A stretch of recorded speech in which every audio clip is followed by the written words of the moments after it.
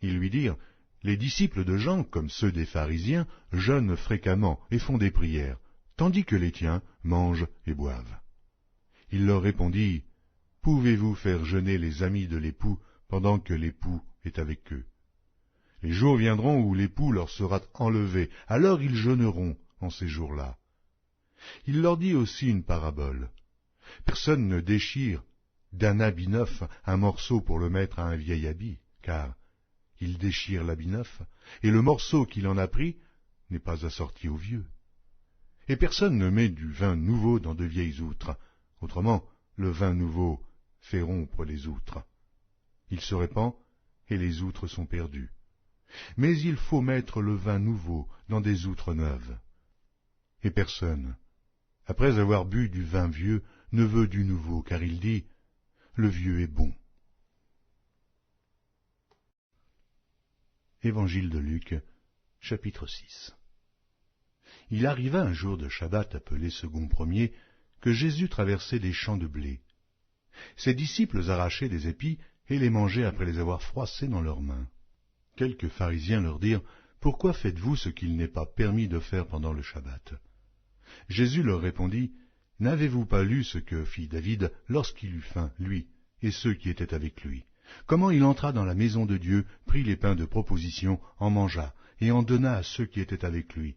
Comment il entra dans la maison de Dieu, prit les pains de proposition, et mangea, et en donna à ceux qui étaient avec lui, bien qu'il ne soit permis qu'aux sacrificateurs de les manger?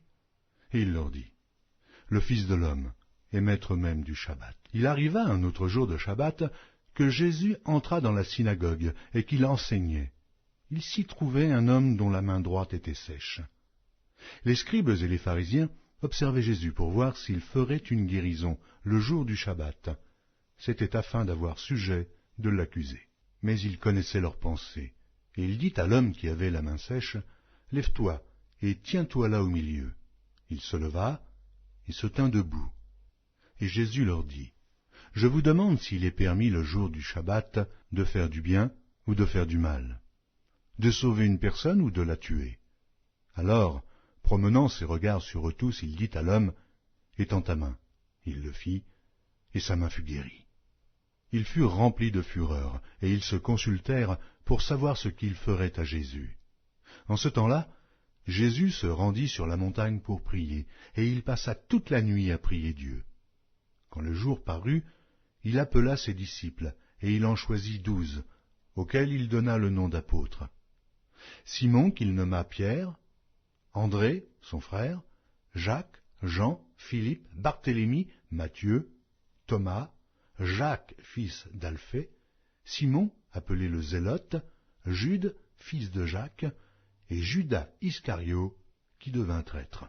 Il descendit avec eux et s'arrêta sur un plateau, où se trouvait une foule de ses disciples et une multitude de peuples de toute la Judée, de Jérusalem et de la contrée maritime de Tyr et de Sidon. Ils étaient venus pour l'entendre et pour être guéris de leur maladie. Ceux qui étaient tourmentés par des esprits impurs étaient guéris, et toute la foule cherchait à le toucher, parce qu'une force sortait de lui et les guérissait tous. Alors, Jésus, levant les yeux sur ses disciples, dit, « Heureux, vous qui êtes pauvres, car le royaume de Dieu est à vous. Heureux, vous qui avez faim, maintenant, car vous serez rassasiés.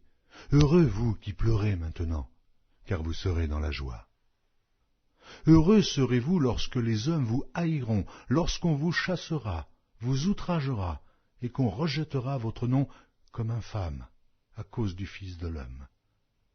Réjouissez-vous en ce jour-là et tressaillez d'allégresse, parce que votre récompense sera grande dans le ciel, car c'est ainsi que leur Père traitait les prophètes. Mais malheur à vous, riches, car vous avez votre consolation. Malheur à vous qui êtes rassasiés, car vous aurez faim.